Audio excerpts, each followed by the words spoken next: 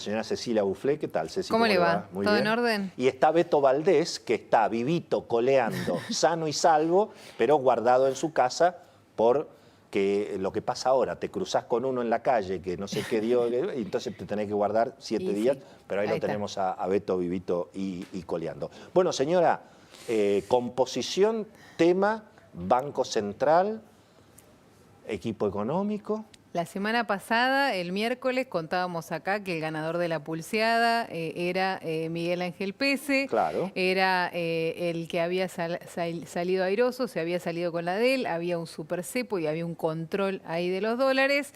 Esta semana se ha transformado o se está transformando un poco en el blanco de todos los dardos, ¿no?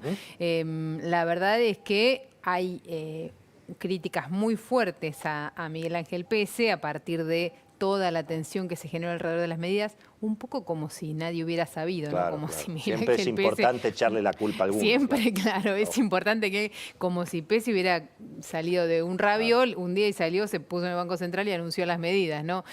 Todo eso que la semana pasada era contar la coordinación, que todos estaban de acuerdo, que no había habido posiciones encontradas. Y lo más importante, Willy, ahí déjame hacer un subrayado, es que parte de los dardos a Miguel Ángel Pese vienen de la cámpora. Una cosa fue que Miguel Ángel Pese se cruzara con Vanoli, así le fue a Vanoli.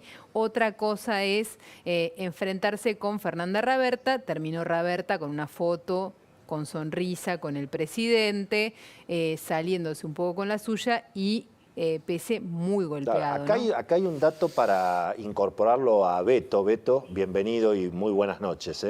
Que es el siguiente. Gracias, Willy. También en el Banco Central, aparentemente, cosa que no estaba por lo menos tan clarificada, pero también en el Banco Central rige aquella cuestión del loteo horizontal del gobierno del presidente Alberto Fernández, donde Miguel Ángel Pese, que es una persona que en general tenía bastante conocimiento de cómo funciona el sistema financiero, también Miguel Pese está rodeado de los sectores de izquierda en el directorio del Banco Central, que por supuesto agregan una enorme incertidumbre a toda esta situación.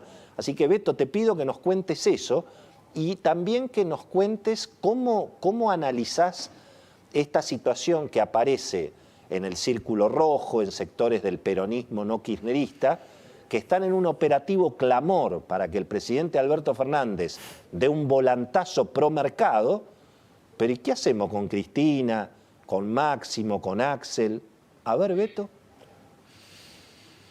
Sí, evidentemente, primero, lo que vos planteabas respecto al Banco Central, no cabe ninguna duda que Miguel Ángel Pese no controla el directorio como tantos otros funcionarios y tiene que negociar permanentemente algunas de las circulares. Recordemos que en algún momento había llegado a trascender una resolución que no había redactado él, pero sí tenía el apoyo de muchos sectores que la tuvo que frenar el propio presidente Alberto Fernández y el jefe de gabinete Santiago Cafiero. Pero yendo concretamente a lo que vos planteabas, que un poco hoy lo decíamos en la radio, esta multiplicación de la incertidumbre de la mano de los trascendidos mediante las redes sociales, WhatsApp, Twitter. Vos fíjate que para describir un poco el estado de ánimo, hoy trascendió información, el diagnóstico de alguien que está más cerca, si querés, del Instituto Patria, que, por ejemplo, de los economistas tipo Martín Redrado o Miguel Peirano, ni hablar de Carlitos Merconiano o de Rodolfo Santangelo, y que me refiero a Manuel Álvarez Agis, un hombre que hasta había sonado en algún momento, no solo como eventual integrante del equipo económico, ¿te acordás, Cecilia, Willy? Sí, claro. Sino que además... Bueno, fue viceministro de Economía de Axel Kicillof en la gestión del final de Cristina. Exactamente. Hoy en una call, ¿qué dijo Álvarez Agis? Bueno, lo tenemos ahí en el Zócalo. El escenario económico más optimista es horriblemente pesimista. Así definió la situación que él percibe. Fue realmente muy crítico con la política económica, es decir, apuntó claramente contra Martín Guzmán, otro de los grandes perdedores de la jornada, también cobró pese, y de la política, es decir, del manejo político. Ahora, Beto, es decir, Beto, te hacemos contra Alberto Fernández. Hago una pausa para Cecilia y tiro una pregunta a la mesa. Si el presidente Alberto Fernández cambiara al equipo económico, ¿el futuro ministro es un Martín Redrado o es una Paula Español?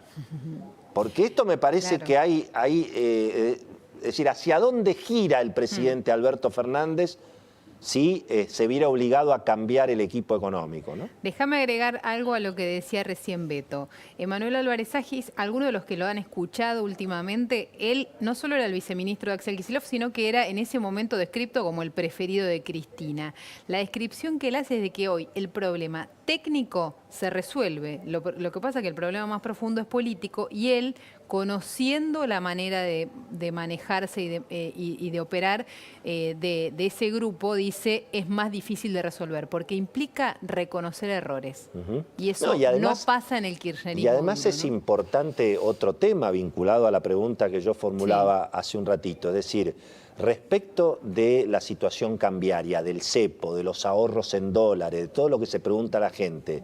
Bueno, es importante no solamente que hable el presidente Alberto Fernández, es importante conocer, por ejemplo, qué opina Axel Kicillof sobre esa situación. Es decir, entre la espada y la pared, ¿el gobierno va a devaluar o va a seguir manoteando de donde pueda con el cuento de la redistribución? ¿Qué piensa Máximo Kirchner? ¿Qué piensa Sergio Massa? ¿Beto? En primer lugar, te diría que si el partido se jugara hoy de un recambio ministerial, como pide a los gritos gran parte del establishment peronista, uno puede asegurar que el presidente Alberto Fernández está mucho más cerca de una Paula Español o de un Augusto Costa que de Redrado, Peirano, bueno, ni hablar de Melconian. Y el dato interesante está vinculado a la sensación, esto que decía Cecilia, que piensa Álvarez Agis, lo piensa gran parte del oficialismo fuera de Olivos y ni hablar los gobernadores y la dirigencia sindical. Por ejemplo, ¿quién manda en el equipo económico? Es decir, ¿es Cecilia Todesca realmente la Mario Quintana de este gobierno? Era en algún momento Guzmán, ahora perdió espacio. Se hablaba en las últimas horas, por ejemplo, de que Culfas podía ir en lugar de Miguel Ángel Pese al Banco Central. Versiones absolutamente desmentidas, pero que hablan de una sensación de un gobierno aislado en Olivos, donde el presidente Alberto Fernández está recluido con la presencia de su vocero Juan Pablo Biondi, que es una persona importante en estrategia comunicacional, pero después está Julio Vitovelo, el secretario general de la presidencia, Gustavo Vélez cada vez más alejado. Es más, algunos dicen que hasta quería irse. Imagínate que hubiera salido bien la votación en el BID. Hoy estaba haciendo las valijas para irse a Washington. El hombre al cual el presidente le trasladó un montón de problemas y cuestiones para resolver y que lo hizo interlocutor del Círculo Rojo. Vos tenés una cantidad de ministros que hace tiempo que no pueden hablar con el presidente. Entonces, en definitiva, la pregunta del millón hoy pasa, ¿realmente quién controla el día a día la gestión de gobierno, donde se hace hincapié, donde prácticamente no hay ningún ministerio que no esté loteado, salvo el Ministerio del Interior que maneja Aguado de Pedro, porque puso a su viceministro de la gran mayoría de la línea, y ANSES y PAMI, pero el resto, hasta Mario Meoni lo tiene loteado el ministerio, o Catopodis en obras públicas que tiene a De Petri recorriendo el conurbano.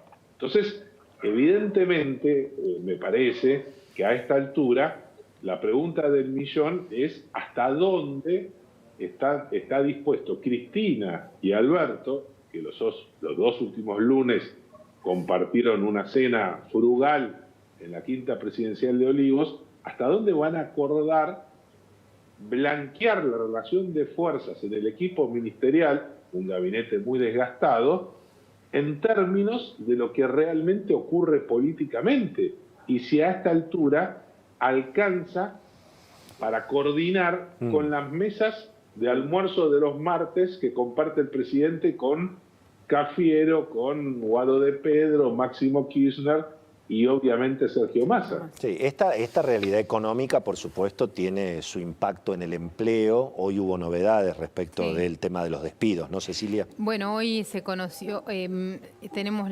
confirmada ya la información oficialmente de que se va a extender hasta el 30 de noviembre. La prohibición de despedir, la doble indemnización, recordemos, rige hasta el 31 de diciembre. A pesar de eso, los despidos... A pesar de eso, hoy tenés el dato de la desocupación del segundo trimestre del año, el primer semestre completo, ahí tenés el número, es 13,1%, sube fuerte la desocupación, de hecho es el número más alto desde el 2005 en Argentina, y tenés una tasa de empleo del 33% y un dato muy particular que es el que hay que mirar y que remarca Juan Luis Burg, probablemente las personas que más sabe sobre los indicadores de empleo en Argentina, la tasa de actividad, la cantidad de gente que está buscando trabajo, que es lo que hace que sea bajo el número de desempleo, ¿no?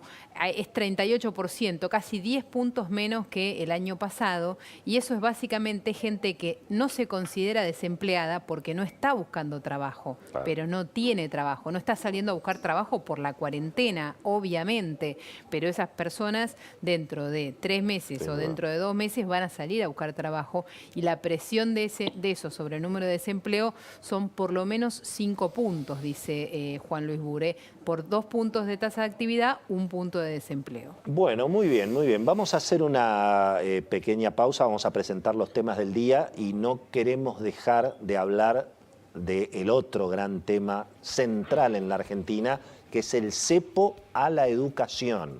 El cepo a la educación, tremendo. Vamos a hablar ahora mismo con Soledad Cunha y después retomamos con Beto Valdés toda la agenda política y financiera, que todavía tenemos varias cosas que comentar. Así que presentamos los temas del día, por favor.